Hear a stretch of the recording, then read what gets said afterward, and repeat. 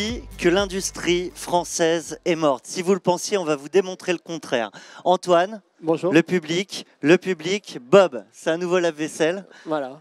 Et c'est fait en France. Exactement. Nous, on avait à cœur de montrer que c'était possible de faire du Made in France, encore dans l'industrie, donc de concevoir des produits innovants qui répondent à des nouveaux usages et que grâce à ça, on va pouvoir relancer une partie de filières disparues jusqu'à présent. Aujourd'hui, il n'y a plus aucun lave-vaisselle fabriqué en France. Non, plus aucun. En fait, depuis 2016, il n'y a plus de lave-vaisselle Made in France. Donc nous, on est venu s'installer en Vendée, donc à La Roche-sur-Yon, dans une ancienne usine de Fagor-Brandt qui faisait des lave-vaisselles jusqu'en 2016. Donc ce qu'il faut savoir, c'est que dans les années 80, ils étaient 3000 sur le site, 400 000 lave-vaisselles par an. Voilà, donc c'était vraiment on n'en est plus dans le ces chiffres, grand employeur de la région. Maintenant, l'usine a été liquidée en Fagor-Brandt en 2014.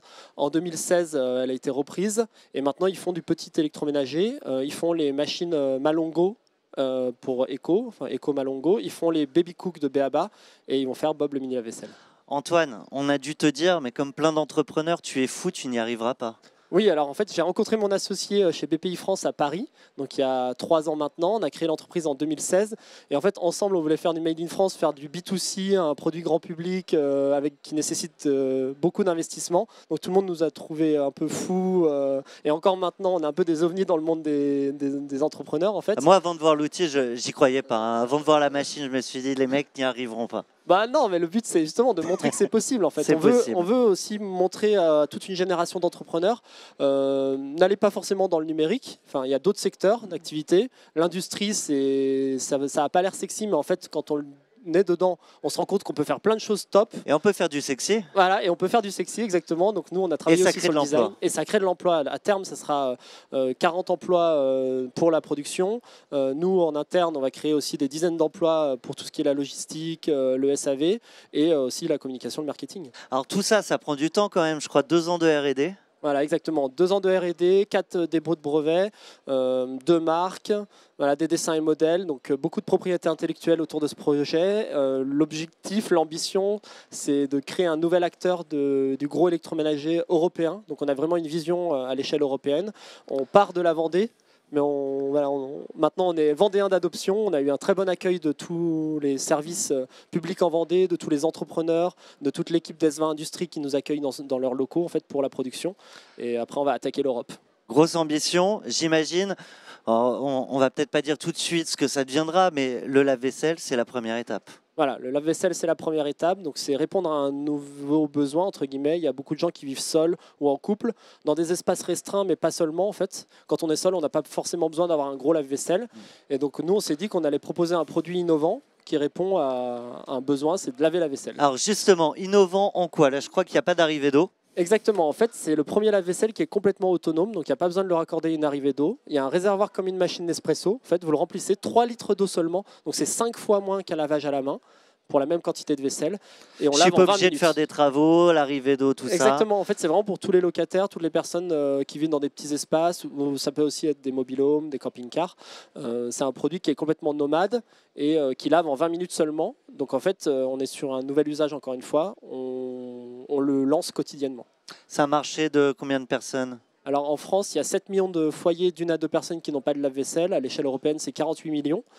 Donc le marché est là en fait. Et ce que tu m'as dit, c'est que même des gens qui ont un gros lave-vaisselle prennent en plus ce lave-vaisselle d'appoint. Exactement. Ce qu'on s'est rendu compte, en fait, on l'avait designé nous pour des jeunes actifs, en fait, des gens qui sortent d'école, qui s'installent et qui s'équipent en électroménager. Et en fait, on s'est rendu compte que y a des personnes qui vivent seules, personnes âgées par exemple, qui ont un gros lave-vaisselle chez eux mais qui ne l'utilisent plus. Parce qu'en fait, ça met 5 jours à être rempli. Les positions basses, c'est pas forcément agréable. La vaisselle sèche, il y a des odeurs. Donc en fait, ils ont acheté Bob en fait, pour la vaisselle d'appoint, comme un lave-vaisselle d'appoint. Il y a le sujet Made in France, il y a aussi le sujet responsable.